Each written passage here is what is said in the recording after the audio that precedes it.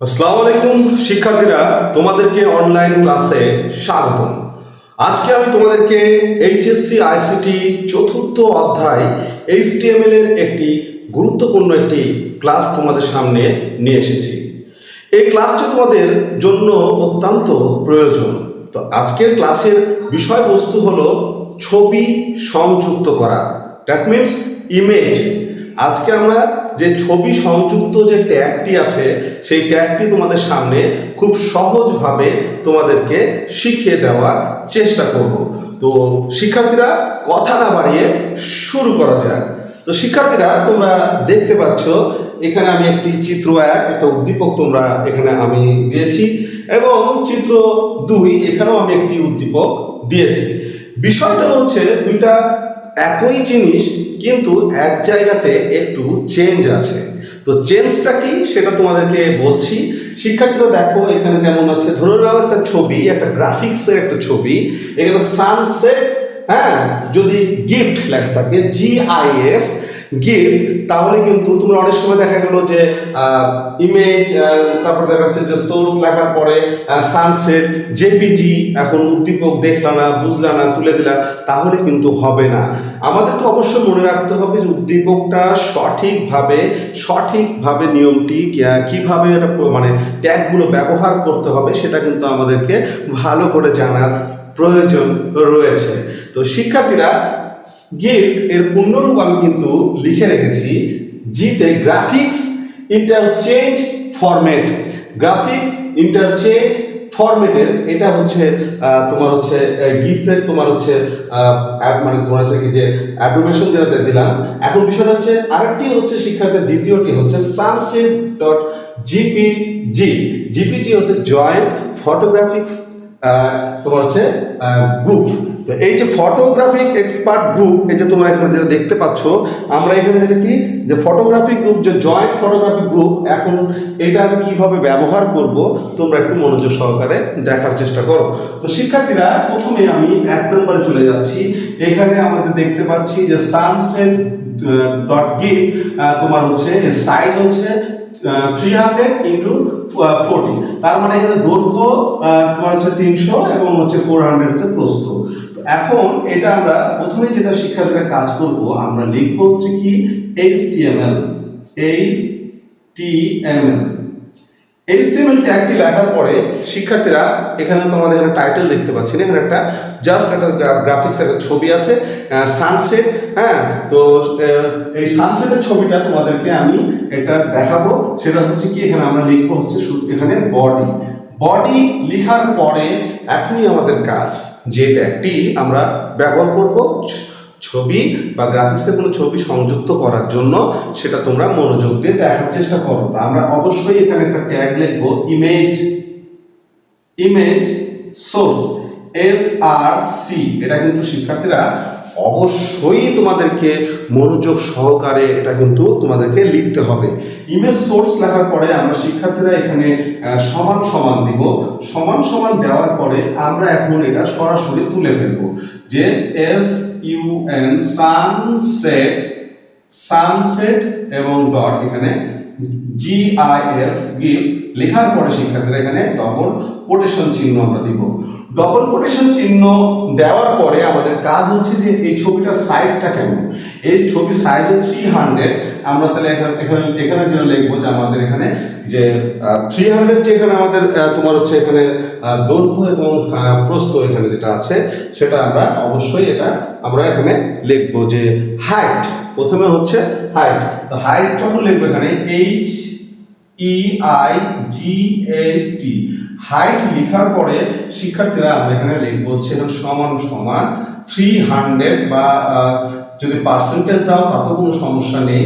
তাহলে এখানে 300 এখানে লেখার পরে এখানে একটা কোটেশন চিহ্ন দিতে হবে। কোটেশন চিহ্ন দেওয়ার পরে শিক্ষার্থীরা আমরা এবার হচ্ছে 400, এবার হচ্ছে WIDTH ওয়াইড কত, ওয়াইড হচ্ছে 400% তুলে দিলে সমস্যা নেই। তারপরে এখানে আমরা ডবল কোটেশন দিয়ে দিলাম। এখন আমাদের ট্যাগটি কমপ্লিট হয়ে গেল। তো শিক্ষার্থীরা, image source sunset gift, height হচ্ছে 300, ওয়াইড হচ্ছে 400, বা হাইট হচ্ছে 300 এবং ওয়াইড হচ্ছে 400। তাহলে আমরা দৈর্ঘ্য প্রস্থ মাপ পেয়ে গেলাম। এখন আমরা শুরু করব এখানে বডি স্ল্যাশ বডি এবং স্ল্যাশ HTML। তো শিক্ষার্থীরা আমরা এটা কিন্তু খুব ভালোভাবে কিন্তু শিখতে পারলাম। আমাদের 1 নাম্বার যে চিত্র এটা শিখে ফেললাম। এখন শিক্ষার্থী দেখো যে আমরা লিখব কি HTML বডি ইমেজ সোর্স, এটা তো লিখতেই হবে সমান সমান আমাদের যে ছবি যেটা দেওয়া আছে, যে ছবি যে তোমার সংকেত যেটা দেওয়া আছে সানসেট ডট গিভ, হ্যাঁ, তারপর আমরা এটা ডবল কোটেশন দিয়ে ঘিরবো। তারপর হাইট, এখানে হাইট লিখে আছে 300, হাইট হচ্ছে 300%, এখানে আমরা অবশ্যই কোটেশন চিহ্ন দিয়ে ঘুরবো। এবং ওয়াইড হচ্ছে প্রস্থ হচ্ছে 400, এটাও কোটেশন চিহ্ন দিয়ে আমরা তোমার হচ্ছে ঘিরবো। তারপর এখান থেকে ট্যাগটি আমরা এখানে ক্লোজ করবো, তাহলে আমাদের শেষ। বডিতে শুরু, বডিতে শেষ, HTML এর শুরু, HTML এর শেষ। এই যে slash body end slash HTML, এটা হচ্ছে শিক্ষার্থীরা আমাদের খালি আমাদের গিফট যেটা মানে 1 নাম্বারটা তাহলে আমরা শেষ করলাম। এখন শিক্ষার্থীরা তোমাদের সামনে 2 নাম্বারটি আমি করার চেষ্টা করছি। তো শিক্ষার্থীরা আমাদের 2 নাম্বার অ্যান্সার লিখবো। তো শিক্ষার্থীরা আমরা প্রথমেই যেটা লিখবো সেটা হচ্ছে HTML 2 নাম্বার প্রশ্ন। HTML লেখার পরে শিক্ষার্থীরা আমরা অবশ্যই লিখবো বডি। এবার দেখো শিক্ষার্থীরা এখানে JPG joint photograph expert group বা জয়েন্ট ফটোগ্রাফিক্স গ্রুপস। এখন শিক্ষার্থীরা আমরা এখানে জাস্ট এটার মতোই এখানে লিখবো ইমেজ, তারপরে এসআরসি সোর্স মানে উৎস, কোথা থেকে গ্যালারি কোন জায়গা থেকে তুমি ছবিটা সংগ্রহ করছো, উৎস ইমেজ সোর্স। লেখার পরে শিক্ষার্থীরা এখানে সানসেট সানসেট লেখার পরে ডট জেপিজি, অবশ্যই ডবল কোটেশন দেব। ডবল কোটেশন দেওয়ার পরে হাইট, এখানে সাইজ আছে, এখানে যে হাইট হচ্ছে HEIGHT, হাইট সমান সমান কত আছে 100 বা পার্সেন্ট তুমি এখানে দিতে পারো, এখানে কোটেশন চিহ্ন। আর ওয়াইড হচ্ছে WIDTH, ওয়াইড হচ্ছে তোমার হচ্ছে 200। এটা দেওয়ার পরে আমরা সুন্দর করে এটা ইয়ে করবো এবং ট্যাগটি ক্লোজ করবো। তাহলে শিক্ষার্থীরা image source sunset JPG, height হচ্ছে 100 এবং ওয়াইড হচ্ছে 200, এখানে পার্সেন্টেজ দেওয়া আছে। এখন শিক্ষার্থীরা আমাদের এটা ইমেজ যে ট্যাগটি সেটা আমাদের কমপ্লিট।